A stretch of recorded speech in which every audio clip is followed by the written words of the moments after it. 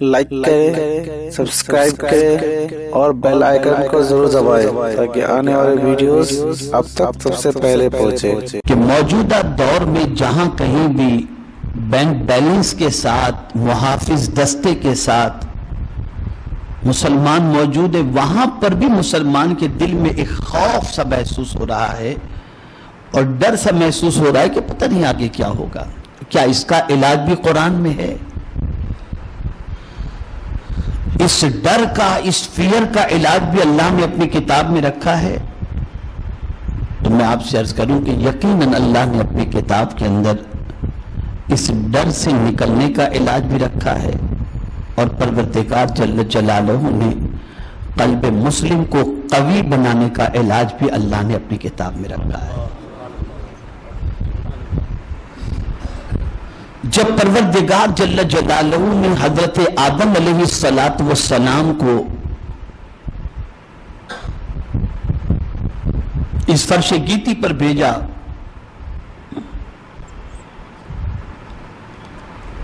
یہ حضرت آدم علیہ السلام کا سفر جنت سے شروع ہو کر کے دنیا کا سفر تھا، اور ظاہر سی بات ہے کہ جب آپ دنیا میں تشریف لائے تو حضرت حوا رضی اللہ تعالی عنہ بھی، اور آپ کی پشت کے اندر آپ کی جتنی ذریت تھی ان سب کے ساتھ آپ تشریف لائے، تو نسل انسانی کو تو بڑھنا تھا، اور ظاہر سی بات ہے کہ جنت کے اجالے سے نکل کر حضرت آدم علیہ السلام اس دنیا میں تشریف لائے، اور تنہا حضرت حوا کو کہیں اور اتارا گیا، حضرت آدم کو کہیں اور اتارا گیا۔ بحیثیت انسان تو اس وقت صرف دو ہی تھے نا، حضرت آدم تھے، حضرت حوا تھے، لیکن دونوں کو الگ الگ جگہ پر اتارا گیا۔ تو آپ سوچیں کہ تنہا پوری دنیا میں رہنا یا تنہا کسی علاقے میں رہنا، اس میں تاریکی بھی روشنی بھی، وہ انسان کے لیے تھوڑا سا ڈیفیکلٹ تو ہوتا ہے، لیکن پروردگار جل جلالہ حضرت آدم کے توسل سے، اور پروردگار جل جلالہ قیامت تک کے آنے والے انسانوں کو ڈر سے نکالنے کے لیے ایک عظیم قانون عطا فرمایا، ایک عظیم دستور عطا فرمایا۔ جب حضرت آدم علیہ السلام اور ان کی ذریت جو ان کی پشت میں تھی، معرض وجود میں نہیں آئی تھی، جب آپ اس کے ساتھ دنیا میں تشریف لائے تو یاد رکھیں کہ اسلام کوئی نیا مذہب نہیں ہے، جب سے انسان ہے تب سے اسلام ہے، اسے ذہن میں رکھیں۔ تو پروردگار ارشاد فرماتا ہے فَإِمَّا يَأْتِيَنَّكُم مِّنِّي هُدًى فَمَن تَبِعَ هُدَايَ فَلَا خَوْفٌ عَلَيْهِمْ وَلَا هُمْ يَحْزَنُونَ۔ اگر میری طرف سے تمہارے پاس ہدایت آئے، میری طرف سے، اللہ فرماتا ہے میری طرف سے تمہارے پاس کوئی ہدایت آئے، فمن تبع ہدایا، جس نے میری ہدایت کی پیروی کی، فلا خوف علیہم ولا ہم یحزنون، انہیں نہ کوئی خوف ہوگا نہ وہ غمگین ہوں۔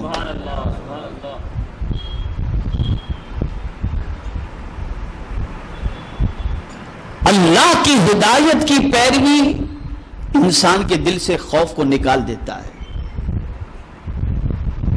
اللہ عز و جل کے قانون کی پیروی انسان کے دل و دماغ سے غموں کو نکال دیتا ہے۔ اب ہم نے آج تک جو اللہ عز و جل کے قانون اور ہدایت سے متعلق سنا، تو ایک طبقے کو صرف اسی لیے وجود کے اندر لایا گیا کہ وہ اسلام کو قید کر دے اور 7 باتوں کے درمیان پورے اسلام کو گھمائے، جس میں حقوق العباد کا تعلق دور تک نہ ہو۔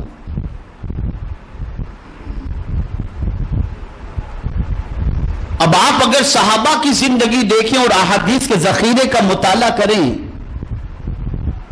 تو آپ کو پتہ چلے گا کہ رب قدیر جل جلالہ کی مخلوق پر مہربانی کرنا، یہ اللہ کے قانون پر عمل کرتے ہوئے کئی مصیبتوں سے نجات کا ذریعہ اللہ نے اس کو بنایا ہے۔ اب میں آپ کو صرف ایک واقعہ پیش کرتا ہوں۔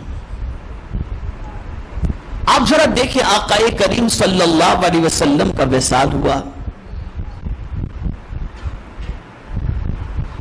اس طرف جھوٹے مدعی نبوت، اس طرف لشکر کا معاملہ، اس طرف مانعین زکات، کئی محاذ کھل گئے حضور صلی اللہ علیہ وسلم کے وصال کے بعد۔ صحابہ خود پریشان تھے کہ اب سارے محاذ پر کیسے ہم جھگڑا کریں یا کیسے اس مسئلے کو الجھائیں۔ لیکن آپ دیکھیں صدیق اکبر تھے، انہوں نے ہر محاذ کو سنبھالا اور اسلام کی کشتی کو ڈوبنے نہیں دیا، بلکہ صدیق اکبر رضی اللہ تعالیٰ عنہ کسی سے نہیں ڈرے اور اللہ کے قانون کی انہوں نے پیروی کی۔ فمن تبع ہدایا، ڈر کیوں نہیں تھا؟ اس لیے کہ دل میں اللہ عز و جل کے قانون کا جذبہ تھا۔ اب وہ حکم، وہ اتباع، وہ پیروی چاہے ہمارے ضمیر پر، ہمارے نفس پر کتنی ہی گراں کیوں نہ گزرتی ہو، لیکن ہمیں اپنی طبیعت نہیں دیکھنی، اللہ عز و جل کے قانون اور اس کے حبیب کے قانون کو دیکھنا ہے۔ اب آپ دیکھیں، میں آپ کو بتاؤں، سیدنا صدیق اکبر رضی اللہ تعالیٰ عنہ جب امیر المؤمنین تھے تو آپ لوگوں کو کام سونپا کرتے اور اس کام کی لسٹ تیار کرتے اور کون سا کام کس کو سونپا گیا اس جگہ پر نام لکھ دیا کرتے۔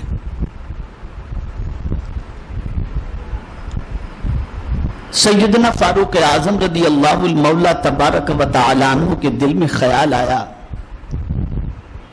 کہ ذرا میں کام کی لسٹ تو دیکھوں کہیں میرا نام بھی ہے کچھ کام کے سلسلے میں۔ فاروق اعظم رضی اللہ تعالی عنہ نے دیکھا تو سب کو الگ الگ کام سونپ دیے گئے تھے، لیکن ایک کام لکھا ہوا تھا، لیکن کون کرے گا اس کا نام لکھا ہوا نہیں تھا۔ اور وہ کام کیا تھا؟ توجہ چاہوں گا، وہ کام کیا تھا؟ ایک بڑھیا جس کا کوئی دیکھ بھال کرنے والا نہیں تھا، اس کے گھر کی صفائی کرنا اور اس کے کھانے پینے کا انتظام کرنا، یہ ایک کام تھا، لیکن اس کے آگے نام کسی کا لکھا ہوا نہیں تھا۔ سیدنا فاروق اعظم رضی اللہ تعالیٰ عنہ نے سوچا اس کام کے آگے کسی کا نام لکھا ہوا نہیں ہے، یہ کام میں خود ہی انجام دے دیتا ہوں۔ تو فاروق اعظم رضی اللہ تعالیٰ عنہ فجر کی نماز کے بعد اس بڑھیا کے گھر تشریف لے گئے تو دیکھا تو بڑھیا کا گھر بالکل صاف ستھرا اور بڑھیا بالکل کھا پی کر آرام سے بیٹھی ہوئی ہے۔ فاروق اعظم کو حیرت ہوئی، کون آتا ہے یہاں پر کام کرنے؟ تو اس نے اس بڑھیا سے کہا کہ مائی ذرا یہ بتاؤ، وہ نابینا تھی، بڑھیا سے پوچھا مائی یہ بتاؤ یہ کام کون کر کے جاتا ہے؟ کہا مجھے نہیں معلوم کون آتا ہے اور یہ کام کرتا ہے، لیکن اتنا جانتی ہوں کہ آتا ہے، صفائی کرتا ہے، کھلاتا ہے، پلاتا ہے، چلا جاتا ہے، میری آنکھ تو ہے نہیں کہ میں دیکھ سکوں، اور میں نے کبھی اس سے اس کا نام بھی نہیں پوچھا کہ تم کون ہو۔ فاروق اعظم فرماتے مجھے تجسس ہوا کہ یہ کون ہوگا۔ فرماتے میں دوسرے دن فجر سے پہلے پہنچا، فجر سے پہلے پہنچا تو کیا دیکھتا ہوں کام ہو چکا ہے، کام کرنے والا نظر نہیں آ رہا۔ مجھے حیرت ہوئی کہ یہ کون ہوگا۔ فرماتے کہ میں ایک رات عشاء کی نماز کے بعد اس بڑھیا کے گھر کے پاس بیٹھ گیا، گھر کے کنارے پر بیٹھ گیا یہ دیکھنے کے لیے کہ کون ہے جو اس بڑھیا کا کام انجام دیتا ہے۔ فرماتے رات کو میں نے کسی کو چہرہ ڈھانپ کر اس بڑھیا کے گھر کی طرف بڑھتے ہوئے دیکھا تو پیر میں چپل بھی نہیں، جوتے بھی نہیں۔ میں نے پوچھا تم کون ہو؟ تو انہوں نے کہا میں ابو بکر ہوں۔ فاروق اعظم کی آنکھوں سے آنسو جاری ہو گئے. عرض کرنے لگے آپ ہم کو حکم دے دیتے, ہم آ کر کے انجام دیتے. فرماتے نہیں, یہ میری رعایا کا مسئلہ ہے, ان کی خدمت کی ذمہ داری میرے سر پر ہے. کہا حضرت آپ چپل پہن کر بھی نہیں آئے, جوتے پہن کر کے بھی نہیں آئے, اب سنیے آپ, اب جو میں بتانا چاہتا ہوں اسے غور سے سنیے. انہوں نے کہا حضرت آپ جوتے اور چپل پہن کر کے بھی نہیں آئے. فرماتے ہیں کہیں جوتے کی آہٹ سے کسی کی نیند خراب نہ ہو جائے, جوتے کی آہٹ سے کسی کی رات کو نیند خراب نہ ہو جائے, اور چہرہ ڈھانک کر اس لیے آیا اور کسی کو اطلاع نہ دی کہ میرے کام کی خبر میرے مولا کے علاوہ کسی کو ہو ہی نہیں. یہاں میں آپ سے پوچھنا چاہتا ہوں اس سے سبق کیا ملا؟ یوں ہی پروردگار نے بے خوف نہیں رکھا تھا, یوں ہی پروردگار جل جلالہ نے انہیں کامیابی اور کامرانی نہیں عطا فرمائی تھی. جس طریقے سے آج مسلمان کئی چیزوں سے محروم ہے اور کئی اعتبار سے کمزور ہے, ابتدائی اسلام میں بھی مسلمانوں کا یہی حال تھا. لیکن آپ ابتدائی اسلام کے 300 سال اٹھا کر کے پڑھیے, جہاں مسلمان جاتا ساری زمین اللہ ان کے قدموں میں نچھاور کر دیا. وہ کیا چیز تھی, وہ کیا چیز تھی؟ وہ اللہ کے قانون پر عمل. کہیں بھی چلے جاتے تھے انہیں کوئی فکر نہیں ہوتی تھی, اس لیے کہ وہ جانتے تھے ہم اگر حق پر ہیں تو حق کا مدد کرنے کا وعدہ اللہ نے خود لے رکھا ہے, وہ مدد فرمائے گا. صدیق اکبر کے